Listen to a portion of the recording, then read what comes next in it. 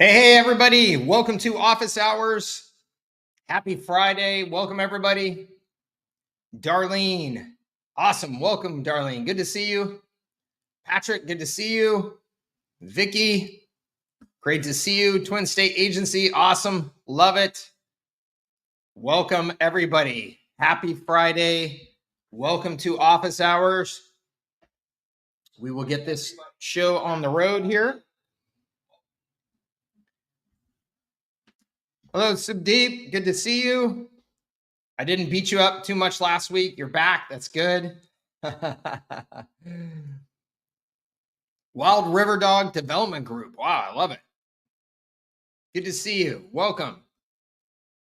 All right, this is Office Hours. Office Hours is pure Q&A, which means that I don't have any agenda other than to try and respond to your questions and help out in any way that I can. I'll take questions in the comments here. I will also be checking our community that is hosted in High Level. And I will also post a link here for anybody who wants to join me on camera. So if you have anything to discuss that is longer, that's what it looks like. It's in the comments. That's longer, more complicated. You need to share a screen, any of that type of thing. You can use that link and you can join me here on camera and we can have more of a conversation. So let's get this show on the road. Hello, Alan. Good to see you, sir. Clay, good to see you, buddy. Adam McGee, good to see you. Julian, good to see you. All right, awesome. Let me go ahead and get back to the first question and get started here. Also, I'm finishing up second breakfast. I apologize. So I'm going to take a couple of bites here along the way, starting right now. All right. Let's see here. So Darlene says, please speak to how much the customer does versus how much we do in order to have leveraged assets. All right. Fantastic question, Darlene. I like the way that you're thinking already. I think it's so important that you intentionally structure your services to get the business that you want. One, to get the margins that you want, and two, to get the business that you want. And this is oftentimes not really thought through by entrepreneurs as they're building their business until maybe it's a little bit too late and they realize that they've built something that they hate to manage, they hate to run. So we don't want to do that. And it has to be intentional. And the answer to your question, Darlene, is that this is, completely up to you. But you said in order to have leveraged assets. And so to me, in order to have leveraged assets all the way on the full end of the spectrum of leverage, to me, that means that essentially the assets are doing the work entirely for me. So having a system like High Level that you can white label and you can give customers access to is incredible leverage, right? You have this software platform that at any other time would have taken you, $100 million to develop and grow. And you're getting access to that for $497 a month to be able to put your logo on it, your name on it, and have complete control over it and offer it to as many customers as you'd like. It's incredible. So that is an incredible form of leverage, which is why software companies have been so powerful, right? And so rich here over the last 15, 20 years. In the case of the market that we are primarily targeting, with being small businesses that are not educated in marketing, not educated in how to execute marketing, and that's not something that they intend to become, right? They want to focus on their craft, their plumbing, their carpentry, their whatever it is, landscaping. We are providing that marketing knowledge and expertise and potentially, and I say potentially, execution of that knowledge and expertise. And there are various degrees of leverage or not in each of those things, right? So let's just say that You're saying, okay, Mike, I'm baking my expertise into this service. Well, that could be expertise as in you're hopping on phone calls and doing consulting type of work with them. That could be expertise as in you are literally manually getting in and writing their emails for them and posting their social media messages for them, right? Because you have the expertise to do that. It could be that you are literally logging in there and doing all of that. But it could be also that you've taken your expertise and you've designed a set of workflows and a set of campaigns that get a certain type of result for this customer in this industry.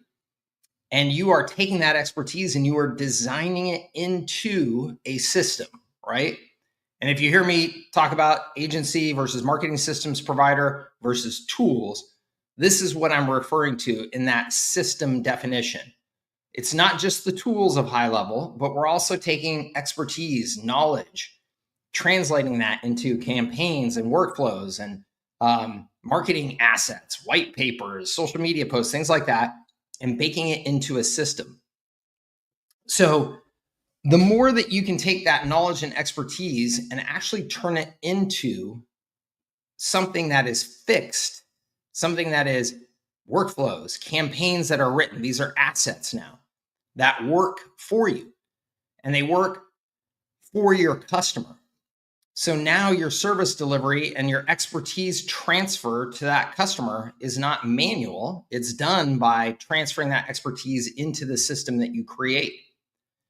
So that's an important part of creating a system and creating a service for your customers. And then there is the actual execution, the day-to-day execution of things. So that could be like who decides when newsletters go out the door and what content is in that newsletter.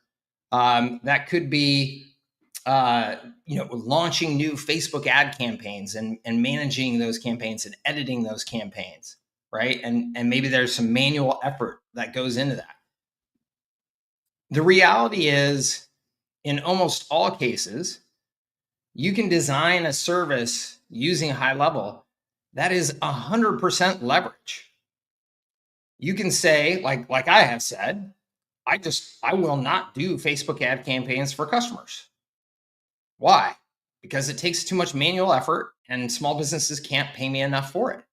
So I choose not to do it, period. That is not a service that I offer. So you can create the boundaries to say, hey, anything with manual effort, I'm not going to do, right? It's going to be a system based on workflows, campaigns, automation, and the customer has some interactions with it to kind of make the whole thing go. But really, it's just automation and assets that are providing the delivery of the service and the value of the service. And that is completely, totally high leverage.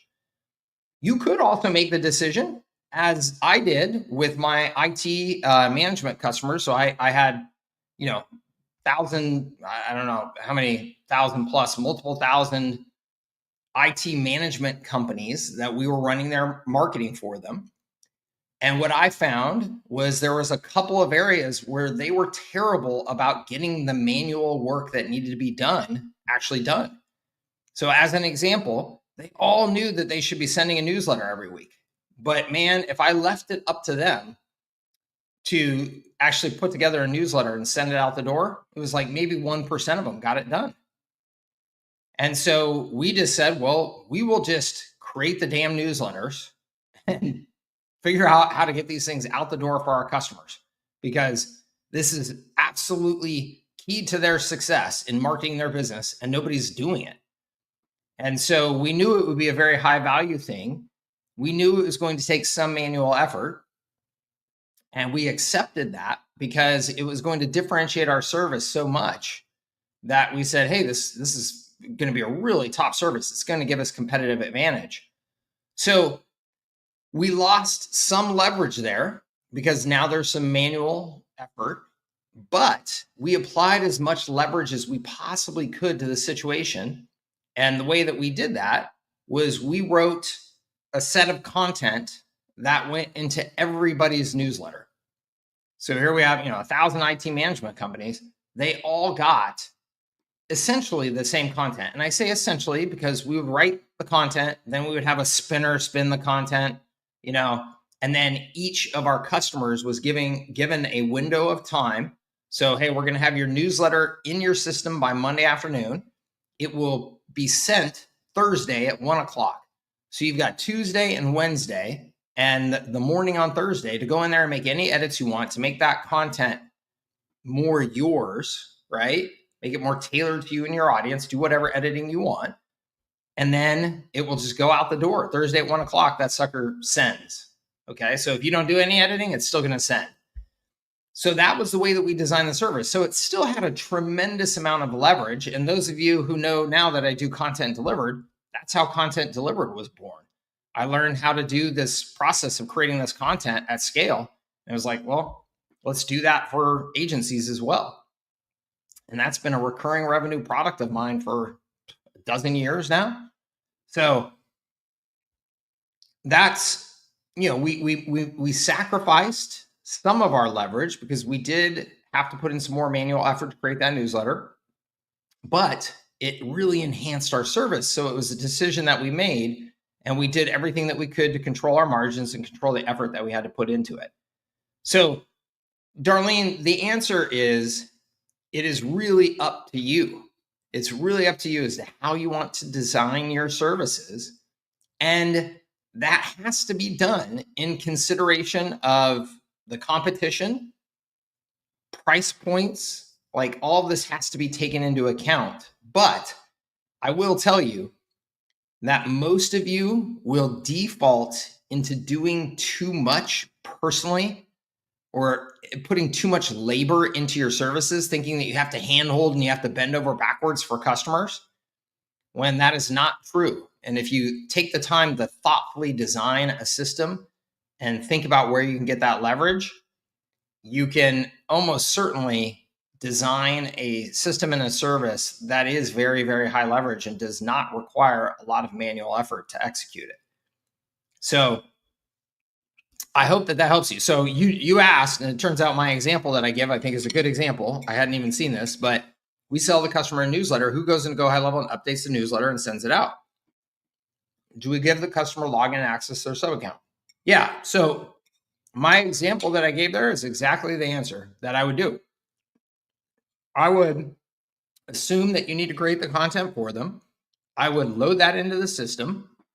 I would tell them it's scheduled to send at 1 p.m. on Thursday, and it will be every week. Here's the schedule. And you have 2.5 days to go in there and make any edits that you want. But it's a professional newsletter. It looks good. We've made sure it's branded, all that type of stuff, and it's going to go out the door. Okay? Using high levels custom values, it's pretty stinking easy to create newsletter content that could be used by a bunch of different businesses as long as they're in a similar industry, right?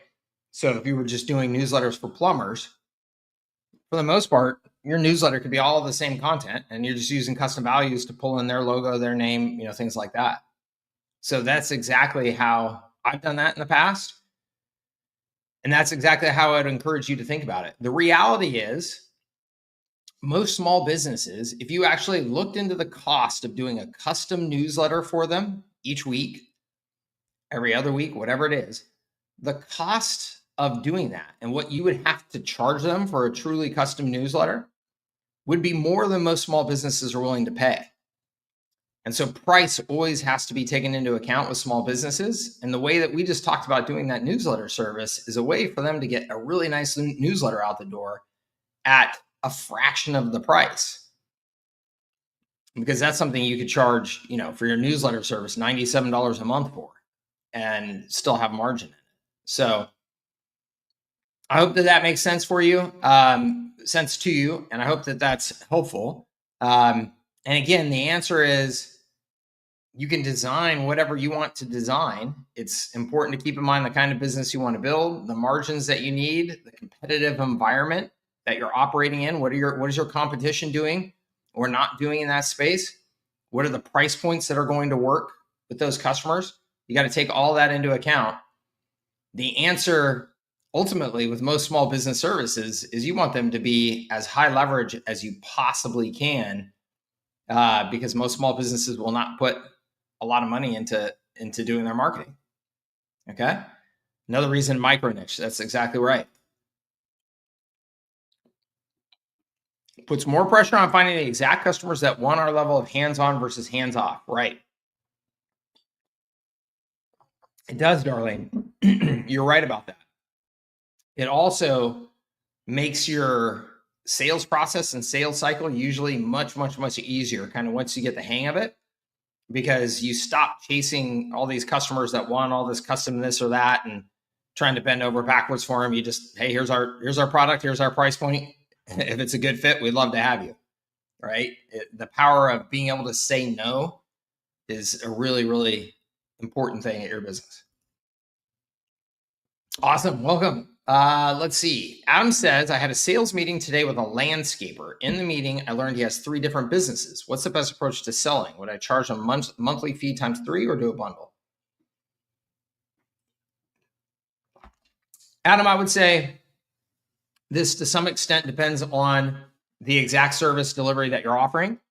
You need to look at what things that you're offering that could be done where you could provide a bundle, maybe with some sort of discount that wouldn't completely trash your margins, right? Because some service that you're offering, it could be impossible to give any sort of discount without completely trashing your margins. Like, as an example, let's just say that you had to do custom content for each business and you were manually creating some sort of custom content for each business.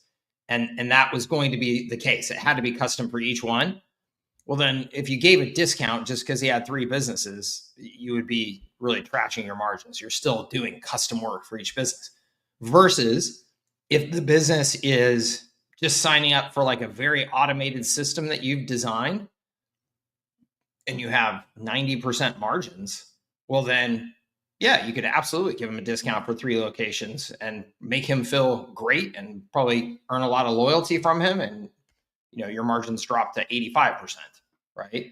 So, you really got to look at the service that you have, the margins that you have, and just make sure that you're making a good decision.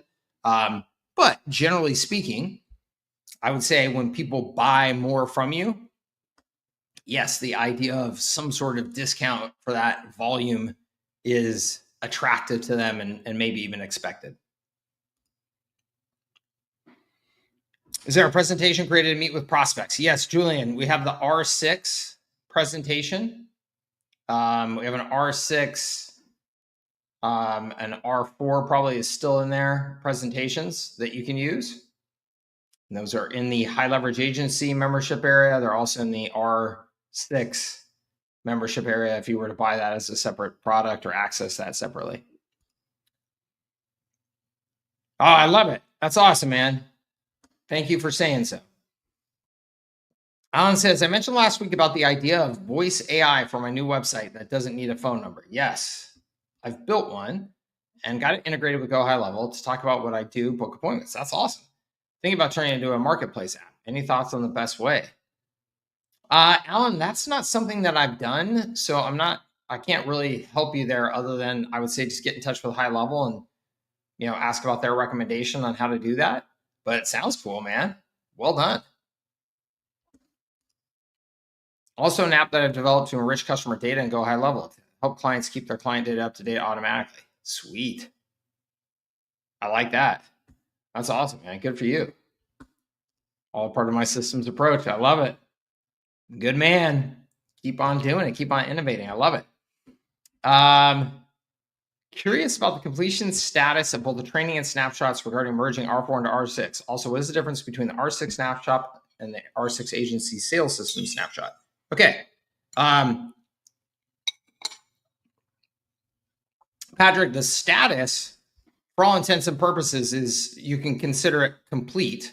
However, I say that with the caveat of we're always going to be adding to it, fine-tuning it, continuing to modify it. But you can consider everything that you need today is there. And then the difference between the R6 snapshot and agency sales system snapshot. So we should have, I'll have to check and see where my team has put what lingo. We should have a sales and a service delivery. So the sales snapshot is exactly what it says. It is meant for you to put your sales system, your sales process live. Okay. So it is designed for your agency's website, funnels, sales process, things like that. The service delivery snapshot is for you to deliver services to your customers. It is for you to use as the lattice, the framework to develop your system that you are going to then sell and deliver to your customers. Okay. Hope that helps. Wild River Dog Development Group, I'm still working on getting the agency site set up, R6 templates. Do you all have a case study set up, customized walkthrough video for getting the snapshot template, etc., basic setup done? So there are a number of different training videos in there on how to use the snapshot. So when you say a walkthrough video, I don't think there's like a single video that is like a start to finish of, we set up an entirely new business using the snapshot and, watch over our shoulder as we do the whole thing, although that could be interesting. But I think instead what you will find is that there's a number of smaller videos in there on what is a snapshot, how to use it, how to use custom values, things like that. So I would say if you feel like there's anything that we are missing there to help you, please just send an email to help@servicesthatscale.com and we'll get it made. Our team is anxious to put together the content to make sure that you guys can use that as effectively as possible. So please feel free to send an email and say, hey, what would really be helpful to me is this, and we will do our best to address that. Okay.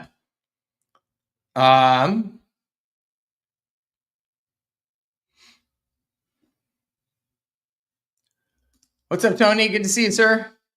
Let's see. Just make sure I don't skip over anybody.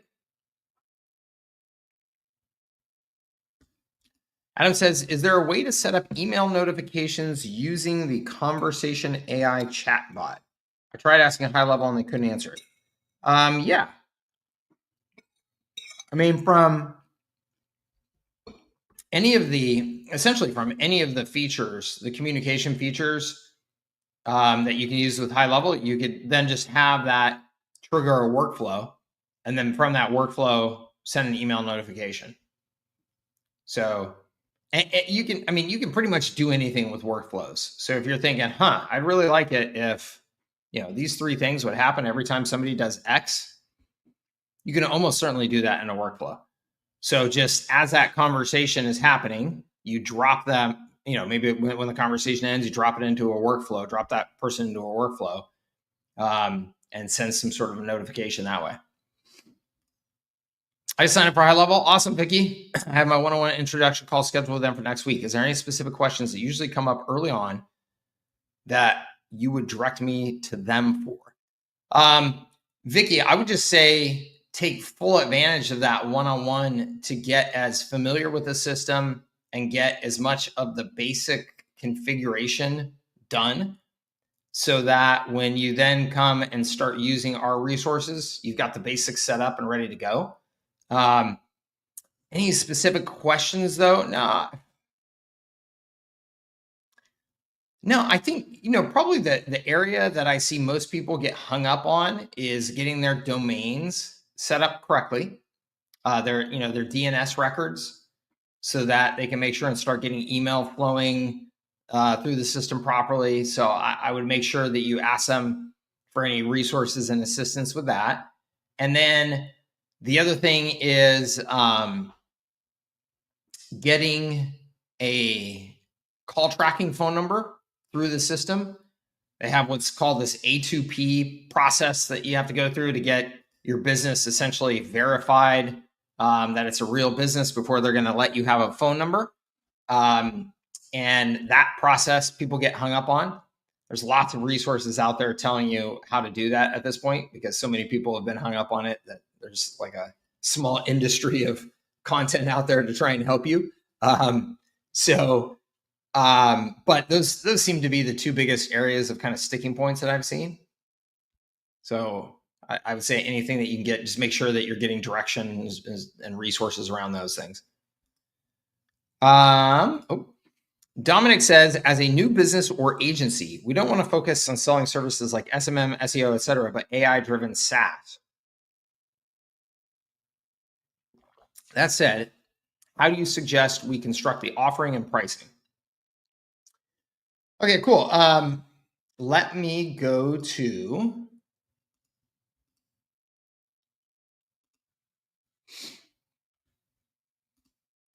just pull up real quick a document of mine. This is a document that is found inside of a number of my programs, particularly though it comes from High Leverage Agency, but I've also included it in my High Level Fast Start, which you can get access to for free. Services that Scale Foundations course, I believe it's in there. So this document has a variety of my recommendations as to how you think about putting together your service packages. And Dominic, obviously, I can't tell you exactly how to do things at your business, and you have to consider the environment that you're competing in again. And what I mean by that is, if you're going after dentists, is there some competitor that's crushing it in the dental space that you need to make sure that you're differentiating from on features, price, whatever, so that you can have a chance of breaking into that market? Those are things that you have to determine.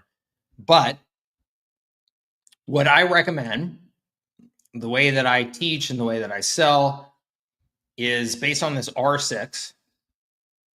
And so it's these 6 R's: reputation, readiness, resell, remarketing, and reach. And essentially these are 5. The 6th is the, oh my gosh, my brain is tweaking on the word. Somebody help me. The 6R, good Lord.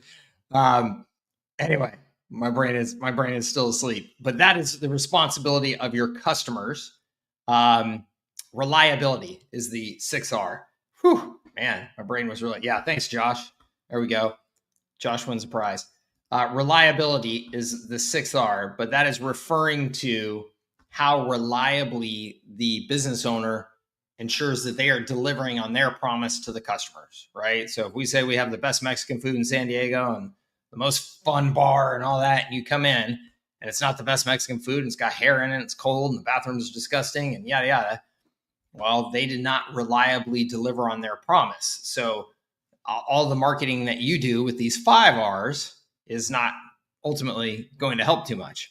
So what we take management of is this stuff: reputation, readiness, resell, remarketing, and reach. Okay. And if you look at each of these categories, and of course there's overlap in these things, right? But you can to some degree or another break it down to these kind of core features and capabilities that are critical for each R. So in order to have a strong reputation in today's world, you need a good website. You need to make sure that website is optimized so it's actually going to show up in the search engine so that people can find you. You may need to do some review management, having things that make you more accessible to prospects and customers so that they can actually communicate and get the information they want, like web chat, AI voice, things like that. Enhance your reputation. Social content in today's world enhances your reputation. We talked a little bit about this last week with, I'm going to try not to butcher your name, so let me look at it before I say it. Subdeep. This gentleman was very nice to share what he was doing with his business, and I gave him some feedback that, in today's world, if you are a marketing agency and you don't have a nice professional website up, and you're not posting on social media, you're not, producing content, things like that, it's pretty hard to have a strong reputation. It's pretty hard for people to believe that you are who you say you are if you don't have those things, right? It's just expected. It's table stakes.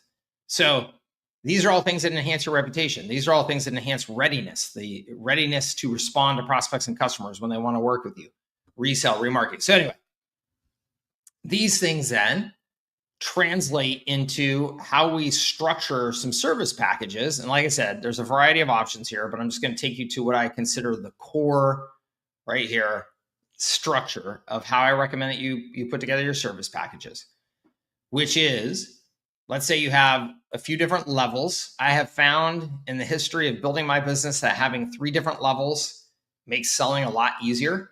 Human beings love to just naturally put themselves into a bucket. I don't ever want the cheapest thing, because I think that's not going to work. I don't ever want the most expensive thing, because I think I'm getting ripped off. I want this thing right in the middle. Human beings tend to do that. And the way I've seen it go is this is about 20, 60, 20. Some people always just want the best, most expensive thing. It's the way they buy cars, it's the way they buy houses, the way they're going to buy their services from you, right? They just want the best. And then there's some people that always just want the cheapest. Don't rip me off. You're not going to get any more money than, than I absolutely need to. So I'm going to get the cheapest thing. So that's just human nature. I have found that selling to that human nature by having 3 packages helps. So in this case, what you see then is I have recommended that you structure your packages based on usage. And what I mean based on usage is that I am not differentiating these packages based on features and capabilities. You can see in each of these packages, I'm giving my customers all of the goodies. Okay, this is kind of like when you guys sign up for high level through me, or you upgrade high level through me, or anything like that. I'm not requiring you to sign up at $497 to get my bonuses. I'm saying you get my bonuses if you sign up at $97, $297, $497, upgrade from $297 to $497, whatever it is, you're going to get all of my bonuses. And doesn't that feel good to you as a customer? Don't you like that? Rather than there are some people out there that are going, oh yeah, you only get, my cool bonus if you sign up at the $497. And otherwise you get my, my less cool bonuses. I don't do that. I don't think that feels good to the customer, 1. And 2, it's pretty hard for me to say that I am looking out for your success, truly looking out for your success, if I am holding back features and capabilities that you need. So what I recommend is that you do what your customers need to be successful. They need the capabilities that you have, give them the capabilities that you have, and then charge them at different price points based on usage. So what that means is if you're a small customer, you've only got 2 people on your team, we're going to start you at the $297 because there's only 2 people using the system, and you are probably going to use less SMS and email than a business over here that's got 10 people on their team or 15 people on their team. Okay, so you have the ability to differentiate based on the number of people who are using it. You have the ability to differentiate based on credits that you're giving to then include the use of SML, phone calls, email, AI, things like that into the system. So those are this is how I recommend that you structure it. These numbers that are right here includes 1,500, 15,000. This is all just examples. So please don't take this as like this is some set in stone thing. These are all just examples. You can set this up at whatever price points you want, whatever exact levels of usage that you want. But I think generally what I've got here is a pretty good starting point for just about any market, any industry. Okay. One thing I want to make sure is really clear. We are giving them all of the capabilities in our system, but this is your system. So you will see if you go through my training, we talk about developing your signature system. Your signature system is the system that you have designed.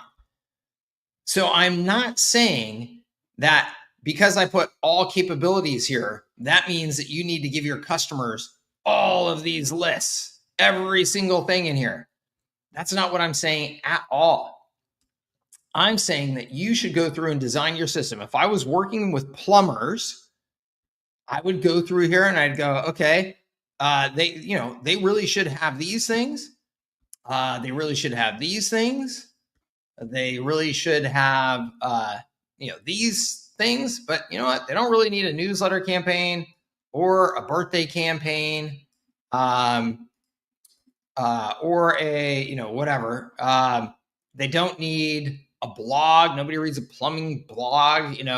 They don't need. So you are going to decide what you are going to include. You're going to design that system to be the most effective marketing system that you can for the customers that you're serving. And then that is what you are going to include here. Okay. Now, the other thing that I want to stress about this, because your question is, let's get back to it here. The offering and pricing. So the way that you are offering this, and offering is a word that, could mean a number of different things. It could be more of like the marketing message around it, or it could be the specific, package structure, things like that. So I just want to make sure and stress that the way that I would be communicating this to customers, again, would not be to just bombard them with all these features. I'm giving you funnels. I'm giving you workflows, right? The plumber has no idea what a damn funnel is and a workflow is. What are you talking about? So the way that I would be presenting this to the plumber is that, you're going to have a sales ready website that includes, automatic responsiveness to, web chat and AI and voice and stuff like that, so that you can make sure and respond to prospects and customers immediately, even when you're busy out on the job. Never miss another phone call, right? Even when you're busy out on the job and you can't pick up your Motorola flip phone anymore, right? So I'm going to be speaking to them in those things. I'm not going to talk about we've designed, 8 workflows. I'm going to say that we have built in the automation for the core, marketing sequences to convert prospects into customers, to follow up with customers, to remind them of service dates, upcoming service dates, right? So I'm not going to talk to them at a tech feature level, because those plumbers don't care about tech features. I'm going to talk to them about what are the things that we're doing with our marketing system to solve their business problems. Okay, because a big mistake that I see a lot of people in this space do is they think, oh, I got high level, so I'm going to launch a website and I'm going to put up packages and I'm going to put this big list of all these amazing features and functions, that are included in high level, and now I can offer because I'm a cool software company now. And the far majority of small businesses have absolutely no idea what you're talking about when they see those big lists. It's just confusion to them. Okay. And you can see, let's go over real quick to HubSpot as a good example of this, right? These guys have been around for a long time. Let's take a look at one of the things that they've done, which is smart. Let me go to, so you can see free starter professional enterprise, right? It doesn't have a bazillion features and functions listed here, but you can actually go and find somewhere on their site, because if you are that buyer, because some percentage of people, they do know all the things and they want to see all the features and functions before they make a decision. Let me see if I can find an example of where they have that. They might have even updated their website even more here recently to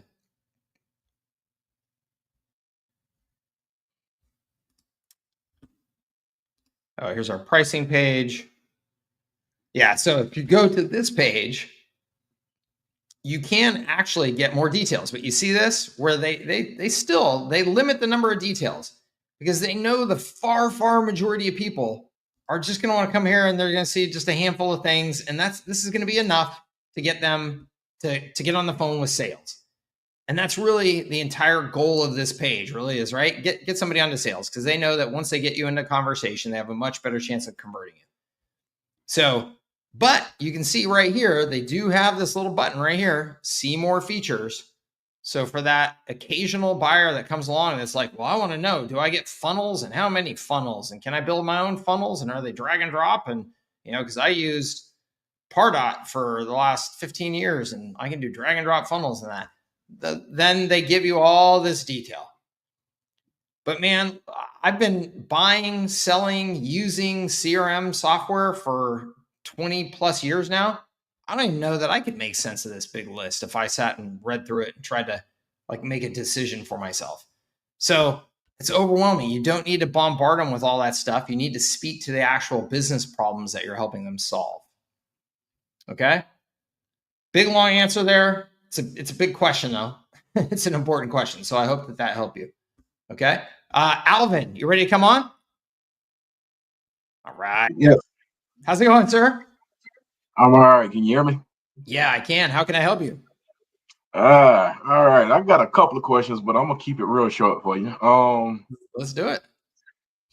All right. The first one is very simple, and I know I'm just going through the course, and I'm seeing that you just talked about that. You show your prices on the page, but me as a startup in a pretty competitive area, would you consider putting your prices up there or not?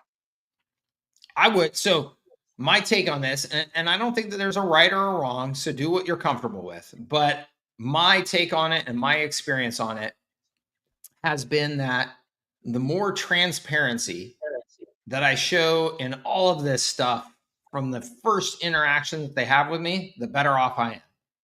It makes your sales cycle faster, makes your customers have more confidence in you. It makes you have more confidence when you're giving your pitch, because there's no haggling and negotiation. It's just like, hey, yeah, there's our pricing. You can see it right there on our website. It makes everything, in my experience, just easier. There is an argument that people will make, and I think that there's some validity to this, that, well, but if you don't put your prices and then somebody has to talk to you to get the prices, well, now you're in a conversation with them. You have more room to be persuasive and build your case for your pricing and tailor your pricing and all that stuff. And so you can ultimately make more money doing that.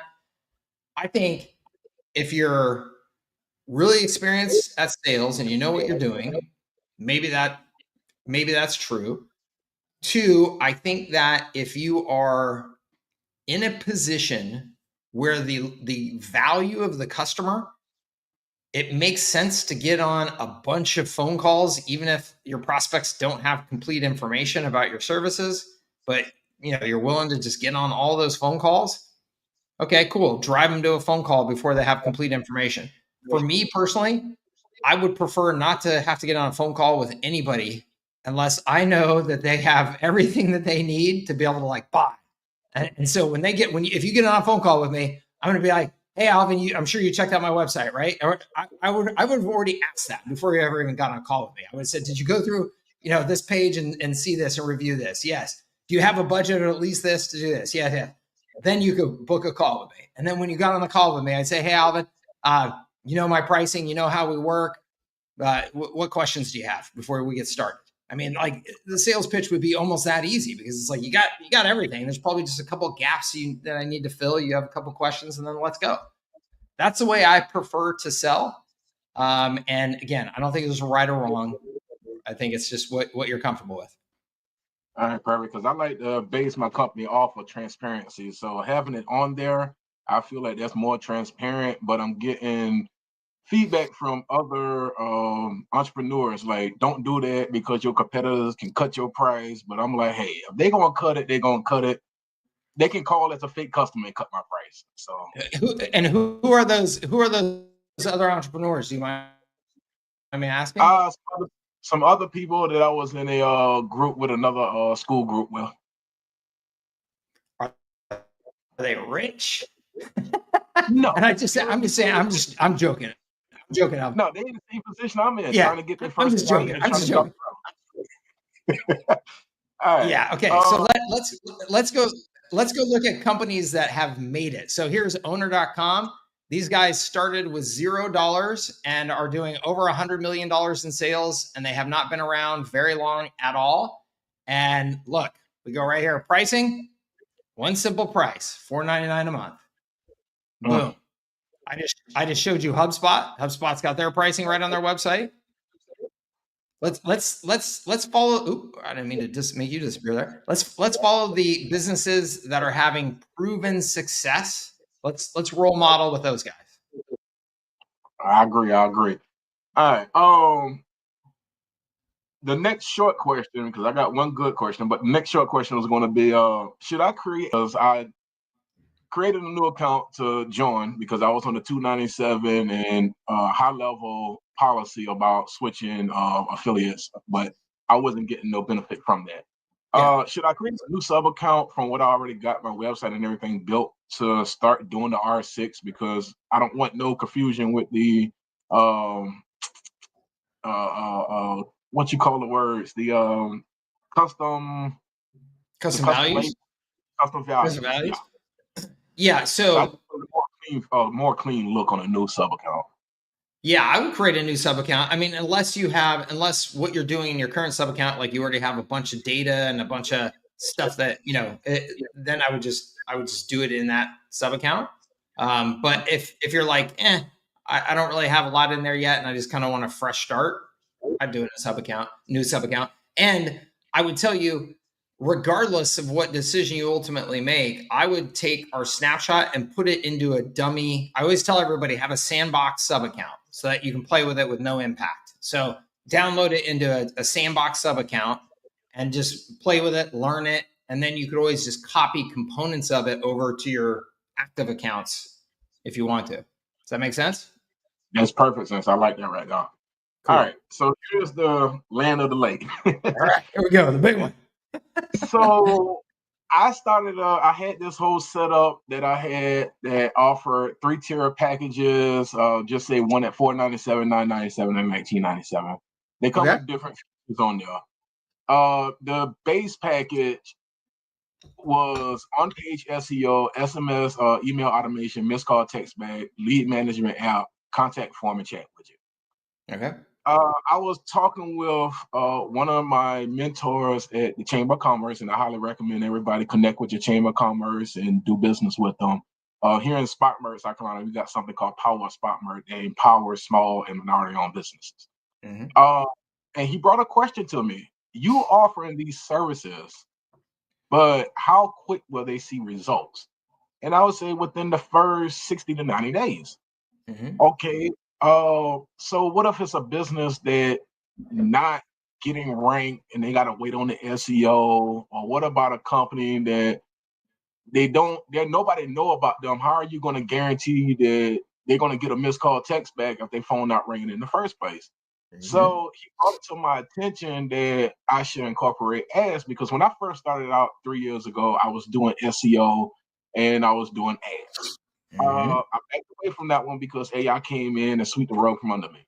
Mm-hmm. So I was thinking about incorporating ads into my new packages, changing up the prices and everything, and put an ad budget into my features so I can let people know, hey, you need an ad budget. With the new system of the R6 that I'm learning and I'm loving, thank you for this. That's awesome. How quick can someone see results, or how can I position myself for someone to see results within the first 30 days, the first 7 days without running the ads? Or do I need to run the ad package? No, I think this is a fantastic question. Thank you for asking it. I think everybody needs to think through this, because small businesses expect miracles. And so at the very least, we want to be able to show them some quick wins, right? So that they get excited about the service and want to stick with it. So ads are a nice way of doing that. The problem is ads cost more money, right? So the first thing, one, I love that you said that you want to base your business on transparency. I think that is one of the absolute best decisions that you can possibly make. And I think that it really helps you stand out with your prospects and customers and gives them a lot of confidence. And I think that just by the way that you're even asking and considering this question, you kind of have your answer as well, which is to lead with transparency and to say, hey, Alvin, that is a very good question. It's a very fair question. And I want to make sure that you're seeing ROI from your investment with us. And also, as somebody who is, your marketing advisor, that's a role that I would like to play for you with these services is I want to be realistic and tell you that certain things take longer to have an impact, are much more competitive, are also largely based on how you are performing at your business in terms of your products and your service delivery that are out of my control. And then some things we can get results with faster. And let's talk about, what some of those things are so that you have realistic expectations of what to expect. So that's a conversation I've probably had 1,000 times because so many small businesses will go, well, am I going to rank number one in Google? And how long is that going to take? And I have to say to them, hey, look, let's talk about the reality of ranking number one in Google. It's like you want to rank number one in Google, and so do 10 million other businesses, right? And it is a very, very competitive landscape. And it is also entirely ultimately up to Google. It is not up to me. There are things that we can do that we believe influence that, we can impact that, but it's an incredibly competitive environment. And so, I'll have those conversations with that customer.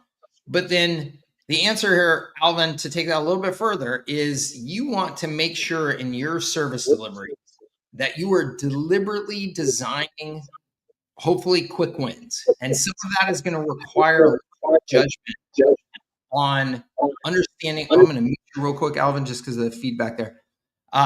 Some of that is going to require you to use a bit of judgment in understanding the customer that you're dealing with. So as an example, if you're dealing with a customer that has a lot of activity, like their business is busy, there's stuff going on, but they're not capturing any reviews or publishing any reviews, you may go, oh, super quick win. I'm going to put a review capture campaign in for these guys, and boom, I'm going to show them, man, look, we're going to get you 50 reviews fast, and look at how much that's going to change the perception of your business online and in reality as people are coming to your website, seeing all those reviews. So that could be a thing, right? You could be working with a business that their phone is ringing off the hook, and you're like, man, these guys are missing, 60% of their phone calls. So I'm going to throw a missed call text back super fast and show them, the impact of we are now following up with every single person that calls you so that you are capturing, some of these opportunities back. If you're going to design a new website for them, a new website can be done really fast now. And it is amazing still to this day how people's eyes light up when they see a new website for their business. And they're like, oh my gosh, this looks so much better now. I look so much more legitimate. So even if there's no result, you got a new website and that feels good and that will buy you time.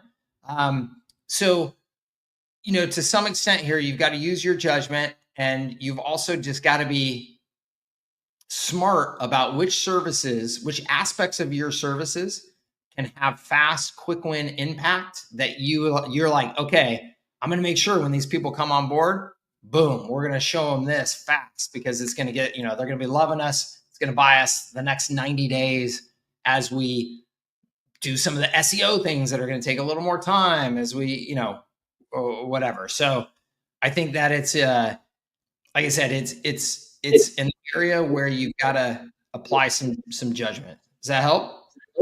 No, that's perfect. That gave me a great clarity on what I'm working on. Good. Awesome. I love it. All right, man. Thank you. Anything else I can help you with? That's all I wrote down for the day. I'll have you next week, though. I love it. All right. Thanks, Alvin. Thanks for being here. All right. Yes, sir. All right. Good luck to you. Let's see. I already answered that one. How should one work with a coach or on business strategy to make sure the business is set up for success?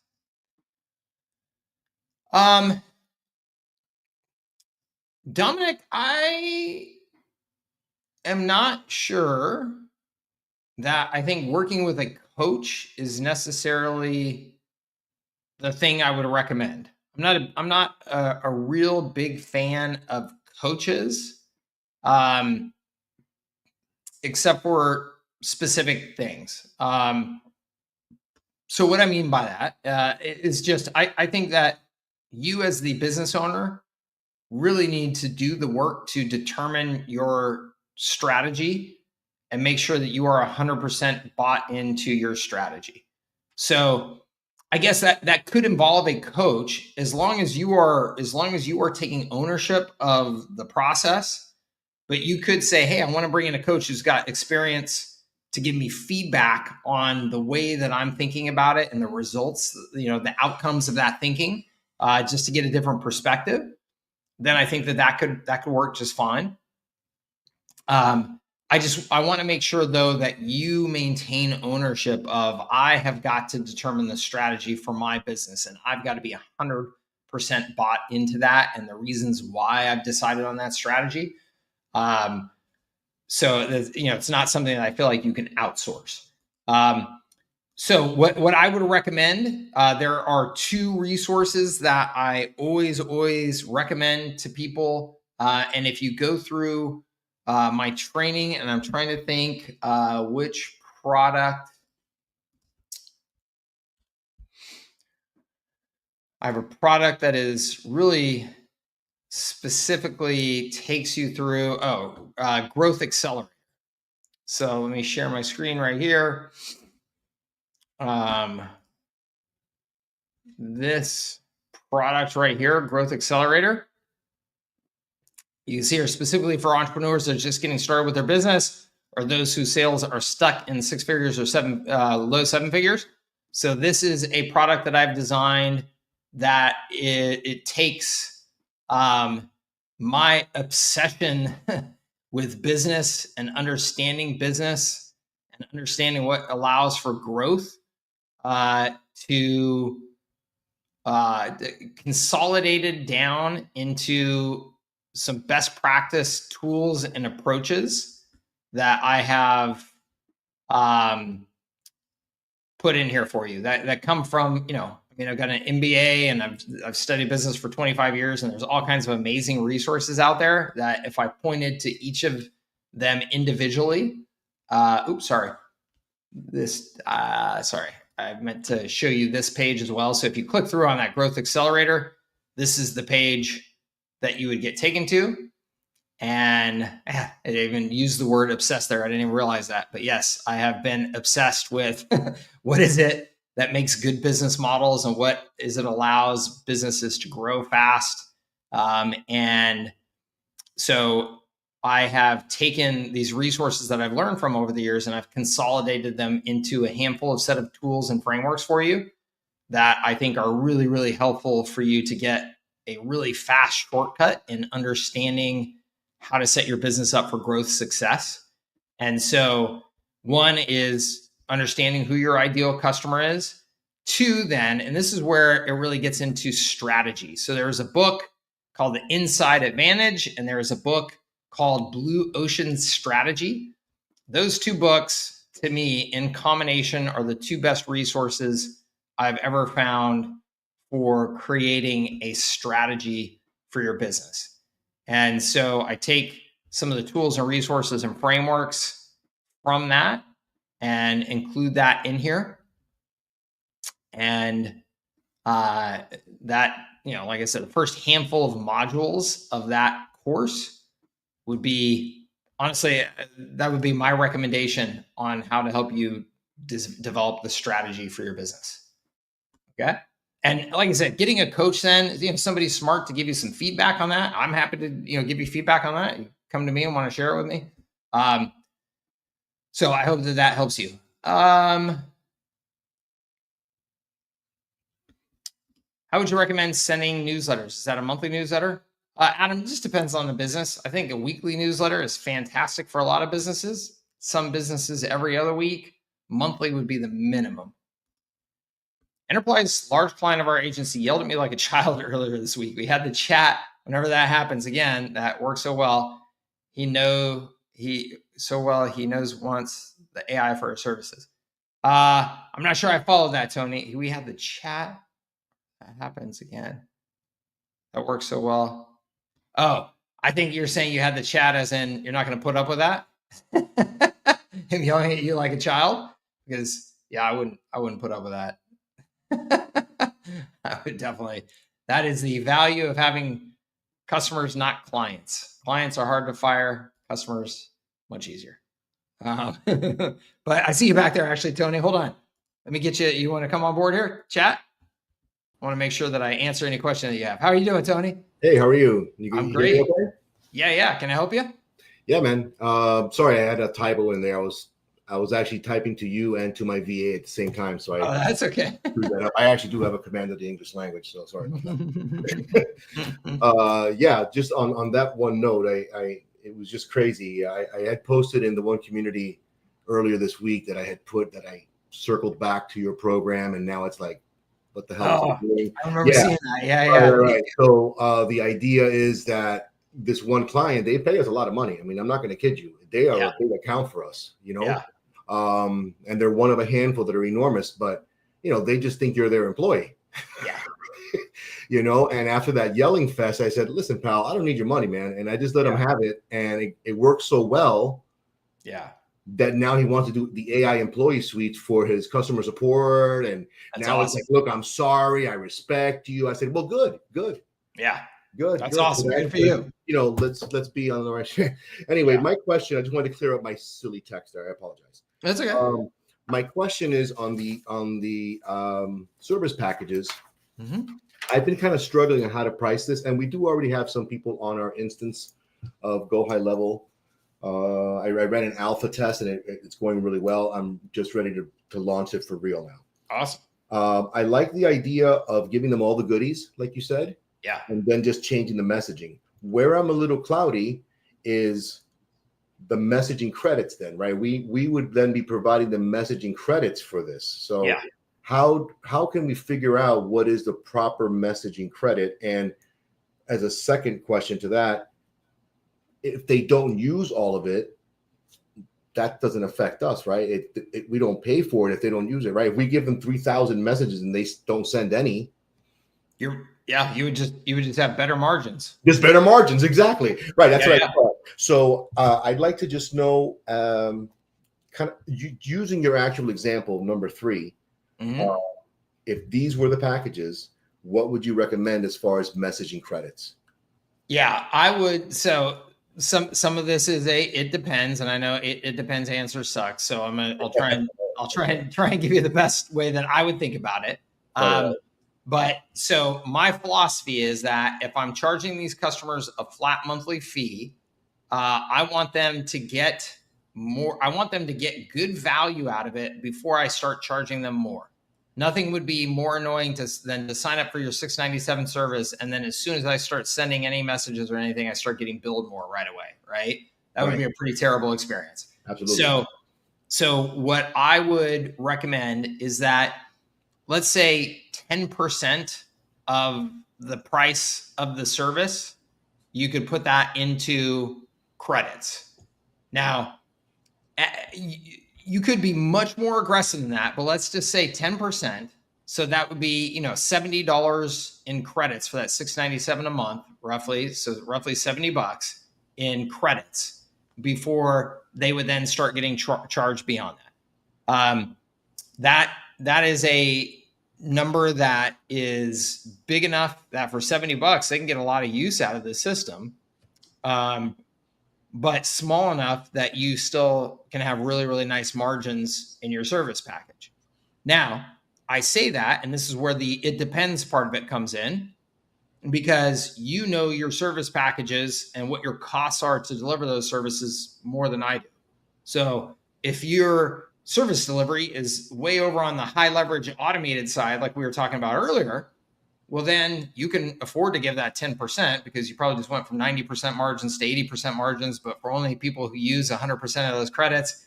And then it's not like they're going to use 100% of those credits and then just be done. They're going to go over, and you're going to get markup on the continued messaging that they're paying on it. So in other words, what most people envision is if I give them $70 in credits, I just lost $70. And the reality is that's not true at all. Right. So you could probably be much more aggressive than that. And you could even use that as like a really aggressive kind of marketing feature to differentiate you from competition, So you've got room to play with that. And that's why like I suggest that you just really understand that, hey, if they don't use all the credits, my margins just went up. And then if they use more, my margins go up again because they're using more and I'm getting markup. So I think it pays to be pretty aggressive. I think in most cases, people are under investing in this and could be doing more. So I would just throw that out there. And then I would also say, of course, it's all about knowing the margins of your services and understanding, hey, in the worst case scenario, could I give 10% and still have nice margins to run my business? Like that's the very worst case scenario. Let's say that I give 10%, but it's actually 5% is what my blended use is going to end up being. So how do I feel about that? Like just knowing your numbers and really thinking that through. Yeah, I'm working on that blended use formula this weekend. We actually have a VA team that delivers our agency stuff, and they're awesome. Like I do not want to get rid of them. Right. They operations are smooth there. I love that. Awesome. I don't want to rip that out, and it is to the other gentleman's question earlier about the ads. Yeah, absolutely. This thing works if you have leads. Yeah. But if you're not getting leads, right? So it just kind of like it's begging you to do ads. I get your point. You don't want to be an ad agency, and honestly, neither do I. I've done this for 15 years. I don't want to do ad agency shit anymore. Yeah. Sorry. Sorry, YouTube. But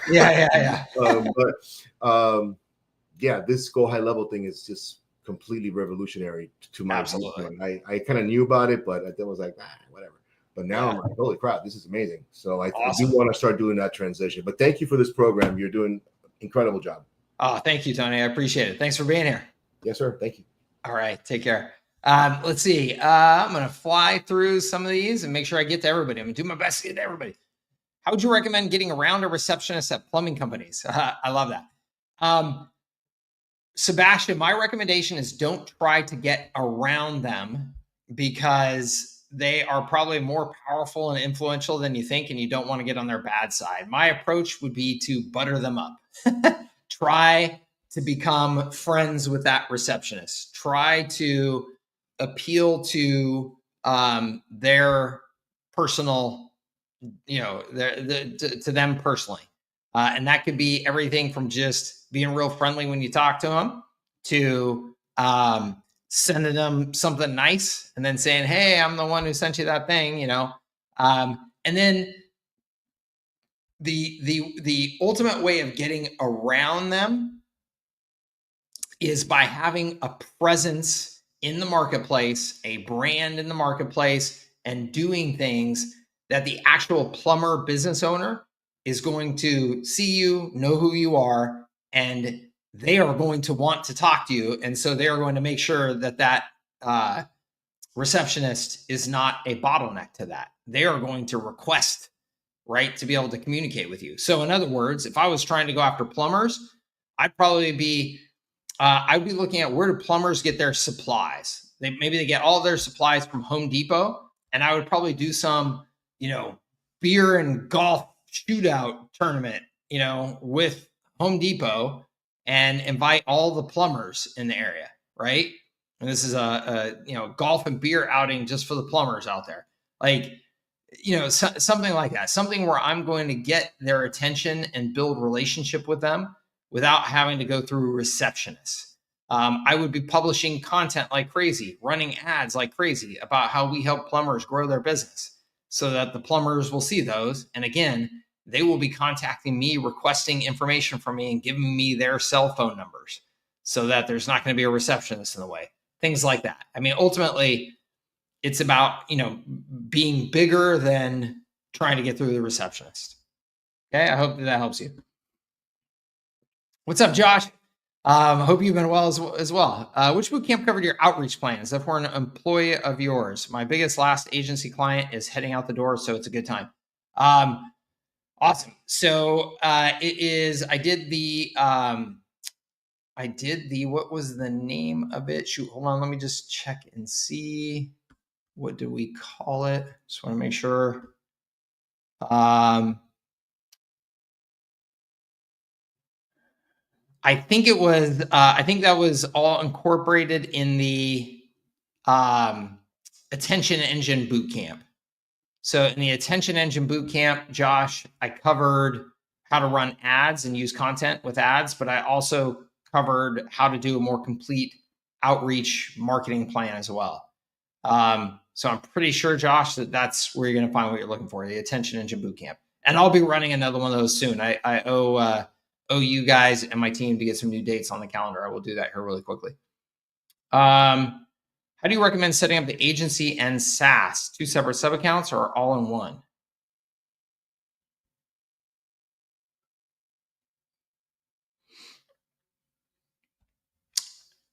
I'm not sure I understand the question entirely. I think so. You would set up your agency as a sub-account on your system, and you would, build your website, host your website, do all your sales process out of the sub-account. So you will just be essentially one of your own customers on the system. And then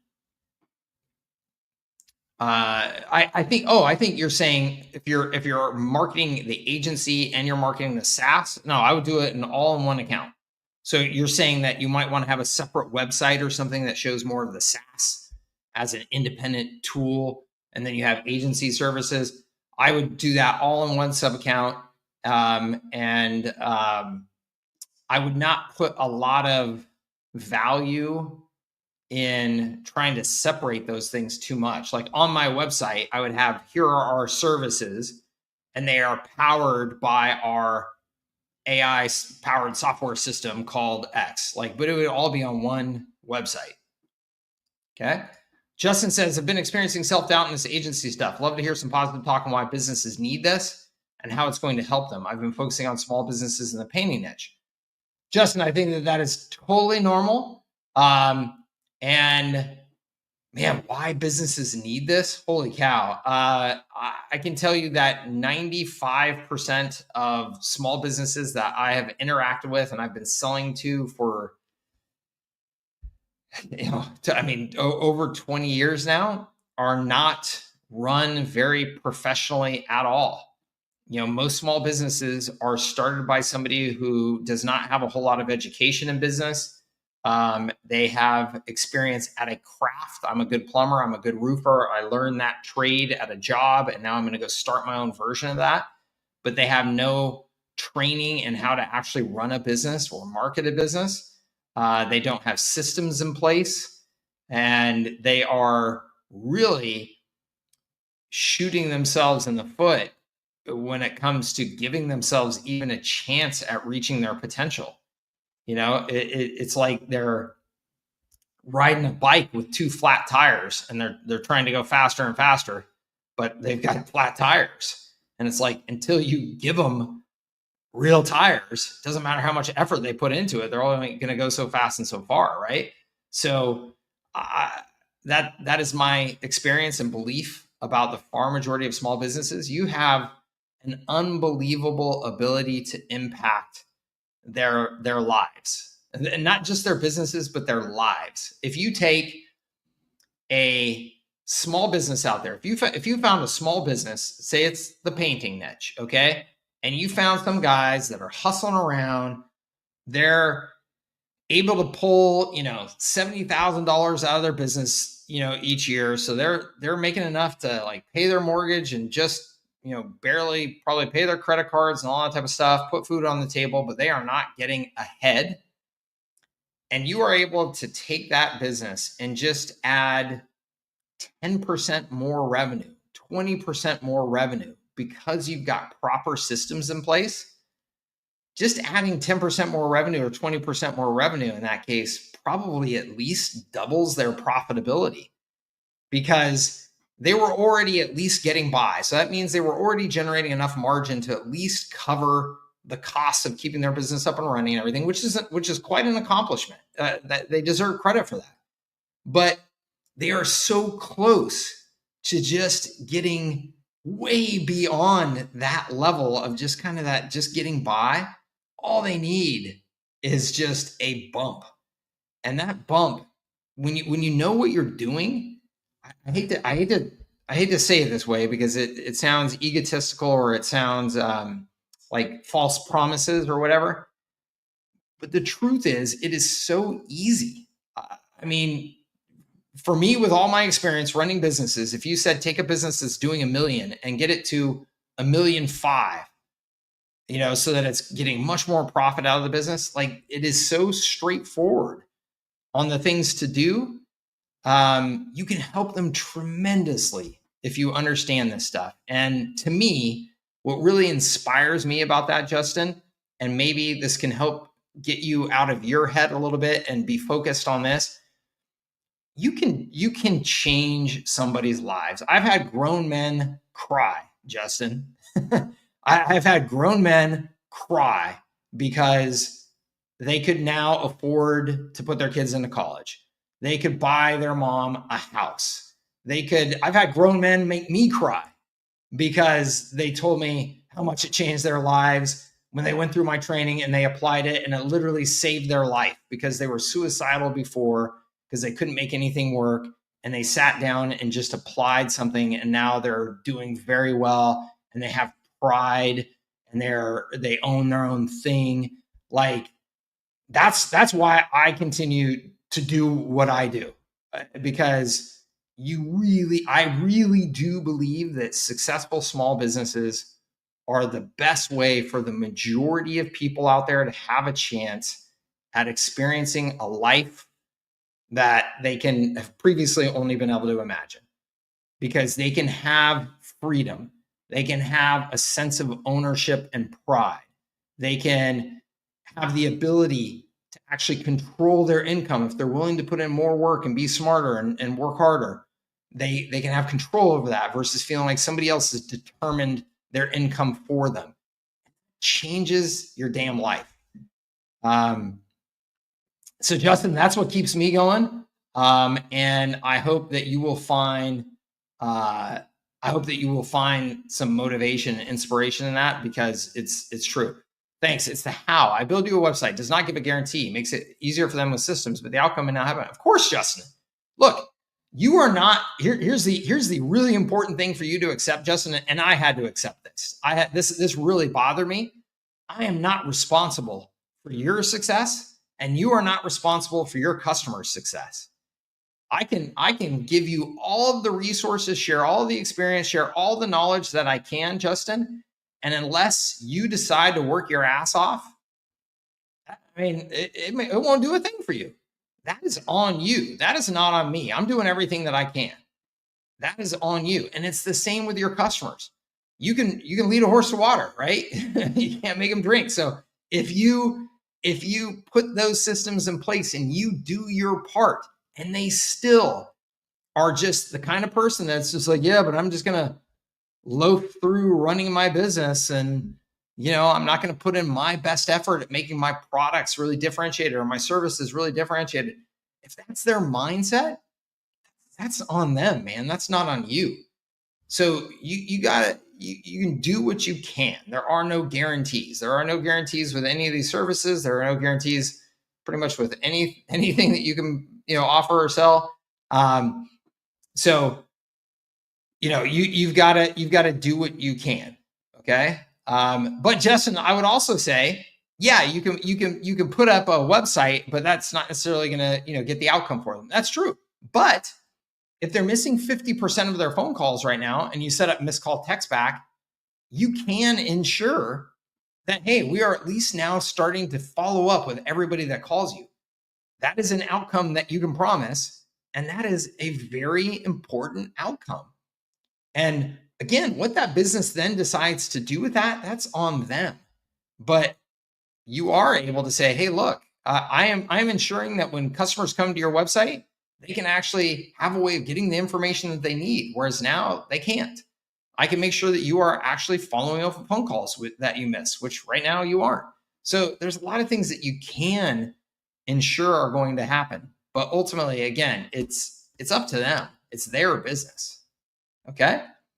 I hope that helps you. Man, we got a lot of questions. Terry, I'm going to bring you on here. Awesome.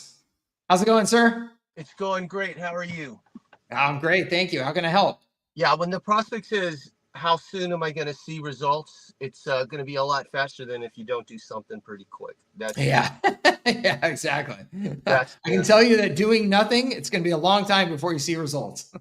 yeah, that's the answer. I went to a chamber thing the other night. Those are always fun. You just got to stay one step ahead of those guys. Yeah. Hey, I got to jump at 12:30. I've got all my blog post content. I've been playing with ChatGPT. I got a lot of cool stuff. So on the calendar, on your calendar, it's do a blog once a week. And then the social media is every day. I'm going to start with Facebook. I work with small local businesses here in Vancouver, Washington. Any suggestions for topics and format what we should be doing every day on social media, on Facebook? Yeah, sure. If you go through my content Blitzcraig, Mm-hmm. content Blitzcraig has all kinds of templates in there, and all of those template formats are formats that make great content of all types, whether it's a video, a blog post, a social post, whatever it is. So in other words, you could do a proof post, right? So here's this thing that we did for whatever customer and got this result. You could do a proof post, as in it could be even just third-party data. Hey, I just found this research from Gartner Research. They studied 10,000 small businesses, and small businesses that send an email every week have a 20% higher prospect engagement rate than businesses that don't. I just want to share that with you. It could be you doing a behind the scenes working on your own business. You'd be like, hey, one of the things that we do here at our business, and I want to show other small businesses because I think it can be really valuable for everybody, is we have a workflow automation that's set up that makes sure that anybody that books a call with us gets a 6-step reminder sequence. And by doing that, we ensure that we get a better show up rate for those sales calls. Here's how we do it. Like any of that makes great content. And it's really just continuing to cycle through that stuff and get creative. So every day is 7 days a week, 5 days a week? I mean, more is better. Okay. Yeah, more is better. Awesome. Thanks, Mike. I really appreciate this. Of course, you bet. It's good to see you, Terry. Yeah, see you next week. Okay, bye-bye. Dawson, my man, give us the update. Hey, Mike. I'm in the studio right now, and making some steps. Looks good, man. I like the studio. Yeah, so I'm gonna get some of the audio stuff plugged in here and get it all worked on there. But just put the pieces together. I love it. It's fantastic. So I hosted my first lunch and learn a few days ago. We had one person show up, one person cancel. I invited probably 6 people, but just got to bring up the numbers and more people will show up. We'll have one more in 2 weeks. So I'm just want to keep building that and have the numbers grow for bi-weekly lunch and learns. Yeah. So that's awesome. And I would say if you want, let's say you wanted 6 people to show up, I would probably invite at a minimum 15. Yeah. So just you're going to get people that no show, and you're going to get some people that just say no. And, so. We had one real estate guy show up. He's a business development executive from a pretty big real estate company around here. He just got back from vacation, and he was just talking about I summarized the conversation that we had. It was me, him, my mentor, and another person were there. And obviously I had things to share too. I had like a small prompt and some scripts and stuff, but just wanted to keep it more organic. I summarized the conversation. I put the top 3 points in there, and then probably on LinkedIn, I'll share maybe what we learned, a couple pictures from the event, and then have that built to the next one. Nice. Love it. My LinkedIn post got about at least 50 impressions, and my mentor's got about 10 impressions on there. So yeah, obviously it's good to keep track of the numbers, but we'll have we'll keep growing that as part of our just keep plan going for that. Awesome, man. I love it. So what I did was I also brought my frames. I have my winter line of about 10 photos. I just put them on the table there so that people can see it, and questions will arise naturally. We're hosting this at a shared workspace, very nice, and people might have questions that might arise as well to get potential leads. But we're going to have them ask the questions, and we have all the answers. So they'll have. The main thing is building conversation skills and creating a community.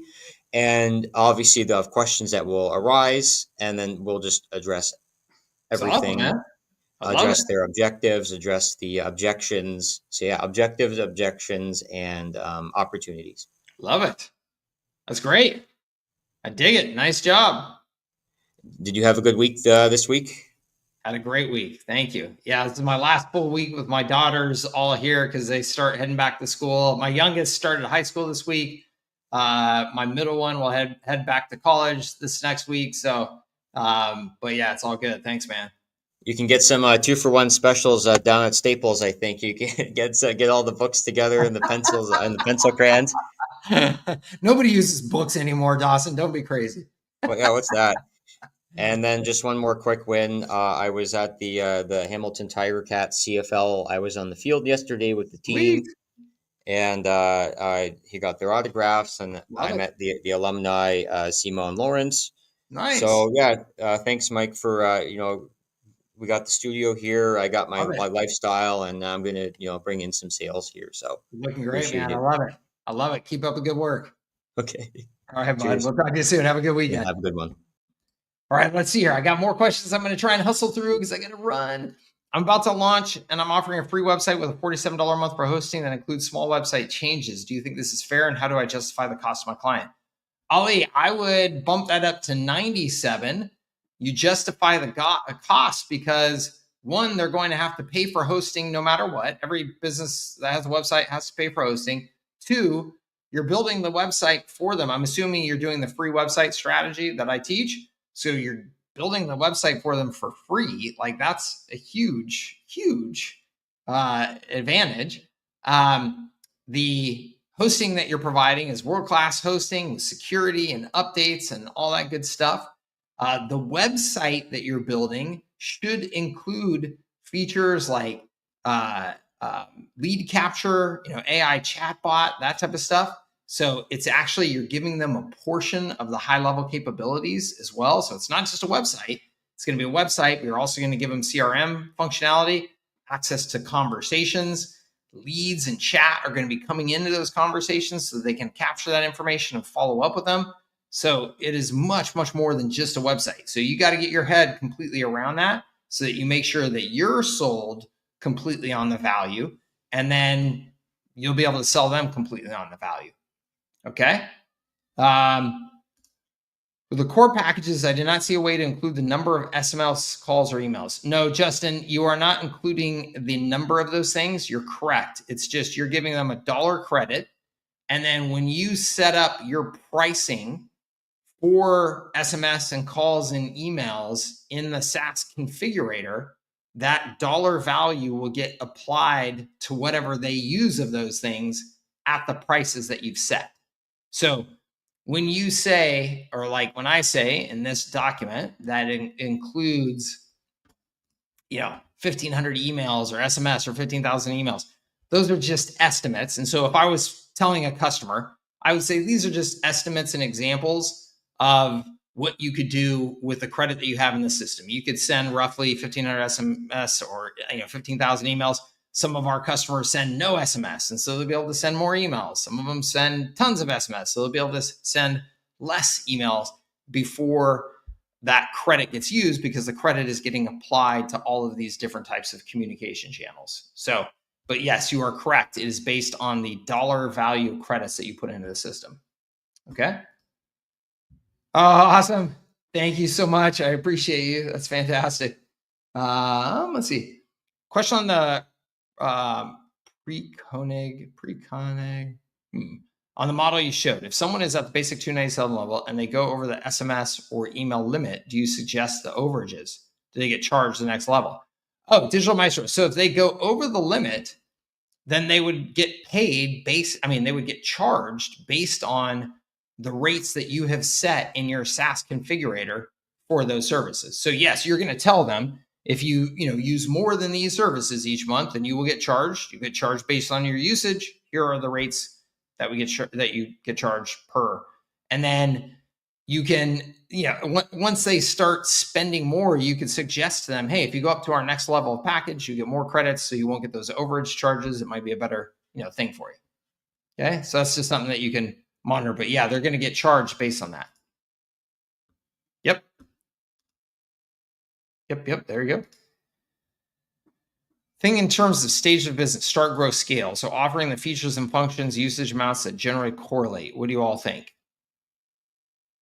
I think that I still go back to my approach where what I would tell you is to give them all of the features of your core system, because they probably need all those core features, whether they're small or a little bit bigger. And then the only real difference, in my opinion, is if you go back to our sheet there and you look at the 6 R's, okay?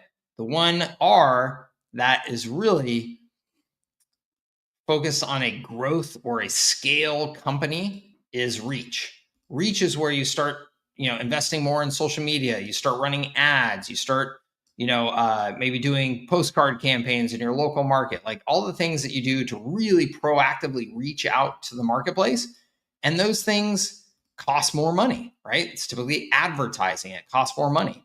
So in that case, that upper tier would potentially then be the only tier that includes reach. Okay. My only feedback I would give to you on this is to make sure that you are really capable of providing these scale services. Like you're kind of positioning yourself with the expectation that you're going to help them scale. And if that's something that you're good at and comfortable with, then awesome. If not, I would not structure my packages that way.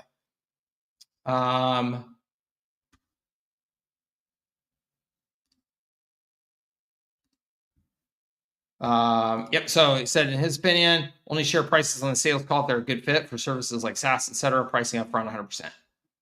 I like that.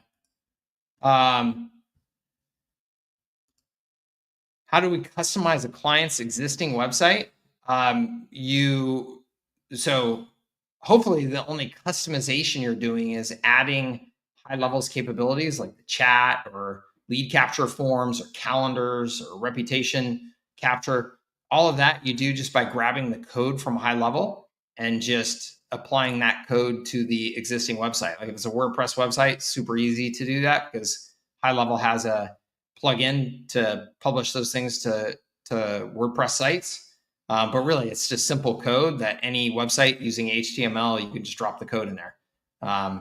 So pretty darn straightforward. Okay, we already did that one. The must-read books, yeah. Blue Ocean Strategy and Inside Advantage. Blue Ocean Strategy and Inside Advantage. And Inside Advantage, I think, is the best strategy book ever written for small businesses. Great job turning that conversation, Tony. Yep. What point do you recommend hiring a VA, and what does that look like? Vicky, I would hire a VA almost immediately. And what does that look like? I mean, I love my team in the Philippines. They're amazing. They've been with me for 10 plus years. They're fantastic people. They're hardworking. They're service oriented. It's very affordable because of the currency differences. And I just treat them like they are just 100% a member of my team. I have them in Slack where we do all our communication. I give them access to things just like I would an employee. They're awesome. And so, that's kind of how it, operates in my world. And then in terms of what I have them do, that is primarily based on just whatever is going to make me most, productive. So, hey, I want you to take care of responding to all these emails, taking care of customer support tickets, whatever it is. Jack, no, you can do it in the 297 as well. It's in the configurator, the SaaS configurator, but it's much more limited at the 297 level. Like if you're structuring packages the way that I'm recommending you do, you should do the 497 plan. Honestly, you're going to make up that money right away as soon as you get a customer. Do you have a starting framework for a beginner to start on your courses instead of just diving into it all? Yes. If you're using high level or you want to use high level, just jump into my high level fast start. I'm going to take you through some core things about this business in there and how I recommend you get started and making sure you understand kind of the fundamentals of what you're doing in terms of what determines success in this industry. And then if you go, okay, I'm all in with Mike, go into my high leverage agency and just start and go through it and just stay there. Don't go to all my other courses unless you have a specific problem where you need more information. And then I would recommend come to these calls or post in the community and say, hey, Mike, I feel like I need more training on Facebook ads. And then I would say, go into this course. So use this in addition to high leverage agency because it's going to have even more details on ads. But I don't want you guys getting too lost in the weeds with all those other courses if you don't need it. So that would be my recommendation. Kurt, good to see you, sir. I have reputation software that does more than high level. I can differentiate me from others. I'm new to high level. Should I just stick with that software and use high level for some other features? You could, Kurt. I would. Here's my initial feedback, and you have to take this with a grain of salt. Okay. My experience is that too many of us put too much emphasis on what we think our cool features are of our software that are going to differentiate us. When to most small businesses, that stuff does not really matter at all. So you could think that it's cool, that it's got some awesome differentiating features, but unless it truly helps you get ahead in sales, and I mean, like you're just kicking the snot out of your competition because you're able to sell so much faster because customers are just like, oh yeah, I have to have that. Unless it gives you that kind of advantage, I would recommend that you do everything in high level because the operational efficiency and profitability that you get out of just having one good integrated clean system is huge.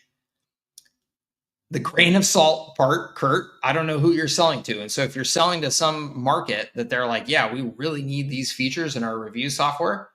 And like I said, that's giving you a cool advantage with them. Awesome. Then yeah, you could totally use both. And I think it would be just fine. What is the number one AI service from high level, which you'd sell to them now? I love the chat. I start with that because it's easy to set up, it's easy to see results, it's easy to interact with, and it doesn't use voice. So some people are just more sensitive to like when you call a number, if that voice sounds at all not real, then some people can get kind of like, ooh, I don't want that, at my business. So chat, it works. It seems real, fast to set up, fast to get good benefits from. That's my number one to start with. E-Myth is a great book. Oh, of course. Yes. Right here. That's how great of a book it is. I have it right there at all times. So yes, read the E-Myth if you haven't. On the new R6 agency template on the Get Found page, it says automatic updates on key listings driven by AI. Is that Yelp? No, that's Yoast. That's Yoast. Okay. I switch over to what you should do, Kurt, is you should just upgrade your account when you're ready and upgrade through me rather than starting over and stuff like that. So that's the ideal way to do that. Yeah. And Justin, you can do a done for you. You can do it done for you. Some industries, you may need to do it done for you because they may not get anything done themselves if you don't do it for them. So You just got to make sure you're priced right and all that. And still, though, even if you are doing it for them, that doesn't mean that you're responsible for the success of their business. Like, as an example, Justin, I used to drive leads to small businesses, make their phones ring with prospects. And those small businesses were terrible at doing sales training for their team, terrible at learning their sales scripts, terrible at following up with those leads. So in their opinion, I was sending them junk leads. My opinion, as a business owner who's built multiple fast growth businesses, they don't know how to run their business. So I say, hey, see you later. I'm not gonna continue to pound my head against the wall. Do you have any idea how to write a contract for customers for 1 year? I would just do it in ChatGPT, honestly. Just go in there and describe what you need and have it write you a contract.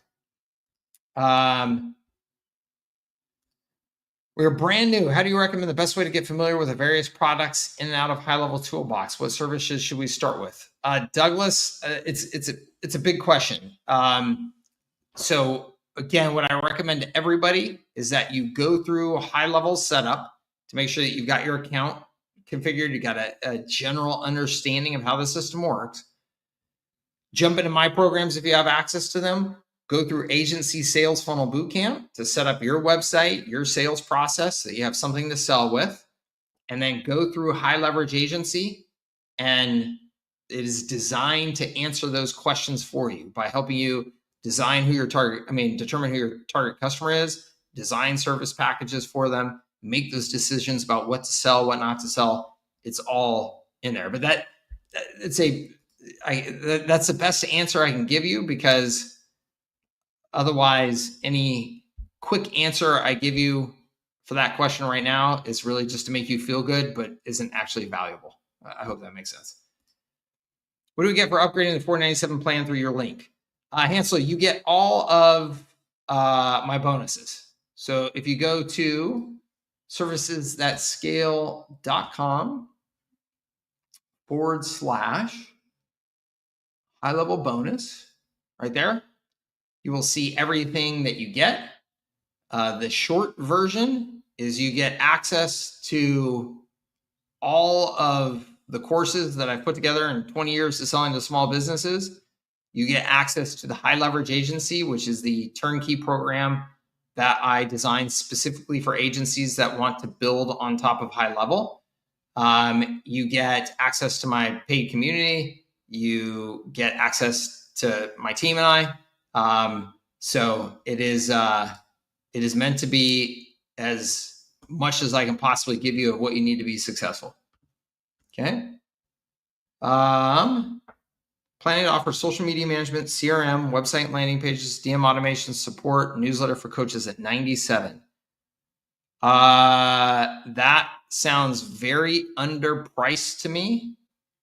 When you say social media management, I have no idea how in the world anybody could do effective social media management at that price point. So I can tell you, for me, Subdeep, if you pitched me and you said, I'm going to do all those things for $97, I would never sign up for your services, because I would never believe that you could actually do what you're claiming to be able to do, because that price is so low. If you took out social media management and you just offer the rest of that stuff for $97 a month, that could be a really compelling offer. Okay. Can you please do a video when you have time on how to install a chatbot on a client website, which buttons to press? Some people are really slow. That's me. Yeah, absolutely. But I can also tell you that if you go into High Level's support documentation and stuff, or YouTube videos on their YouTube channel, you'll find that as well. So please don't wait for me, because I'm positive that you can find that there already. Upload your videos. That's what I meant. Oh, you're talking about just offering the scheduler, the social media managing planner and scheduler, so like the tools. If that's the case, I think that's fine. Yep. And all the content do you have? Do you have a website starter package and landing page? Yes, we do. We have an awesome one that we just built, a new website template for you guys. Here, let me see if I can pull it up real quick. I closed that just a minute ago. Here we go. I think it looks really nice. My team did a great job with it. I just clicked on the wrong link. Hold on.